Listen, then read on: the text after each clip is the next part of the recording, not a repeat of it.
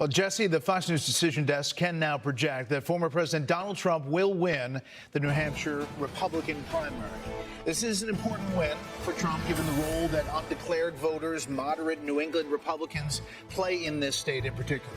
He defeats his only notable rival still in this race, former Governor Nikki Haley. Haley appears to be running a somewhat closer race than the recent polling had showed. Both of these candidates will receive a share of the 22 delegates at stake tonight. You have to get over 10% in order to start divvying up those delegates, and she's in that range. And you know what's really interesting, Jesse, is that immigration, again, the top issue, Iowa and New Hampshire, and the Trump campaign was very disciplined in how they pitched that.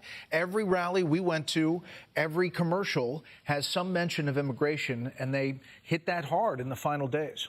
It's pretty stunning that immigration has gotten to the top issue in New Hampshire.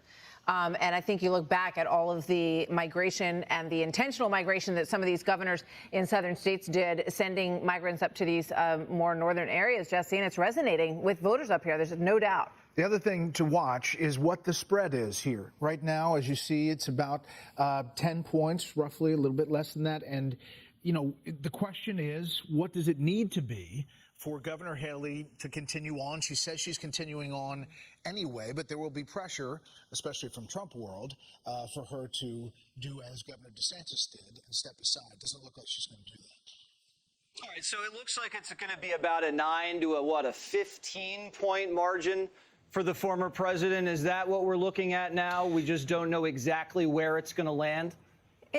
Yeah, I think that's probably a safe guess at this point, but we're still at 19% with these numbers still coming in from different areas around New Hampshire. But, you know, I mean, clearly it is a solid win. It would also be no one has won the Republican nomination, won Iowa, won New Hampshire, and not gone on to secure the nomination. So history is on the former president's side when he looks ahead at these other states. But we have heard, as everyone has said time and time again from Governor Haley, that she doesn't believe that two states should decide who the nominee is going to be, and that she intends to stay in this, that she intends to work hard over the next month into South Carolina. But whether or not they rethink this, given the end of the night numbers here, we'll see. She is outperforming the polls going into this day. She is doing better across the board. How that turns out at the end of the night is the big question. The other history made tonight, Jesse, is that Donald Trump is now the only person ever to win the New Hampshire primary 3 times. So there you go. I'm sure we'll hear him note that in the speech tonight. Yeah. Always likes to break records and make history. You know, Jesse, just one other thing that I would mention. Nikki Haley, what she's been saying all along is I was at 2% in the beginning, got to 20% in Iowa. Now you look at this number at 45. If it stays in that area, she's going to say, then I doubled what I did in Iowa. So she's going to, I would imagine, characterize this as a continued climb. And we'll see, you know, what she has to say at the end of the night and where this goes. And if the donors buy all of that. Exactly. Okay, well, as we saw over at Hemmer's board, we still have a pretty long way to go when it comes to getting to Nevada and then getting to South Carolina.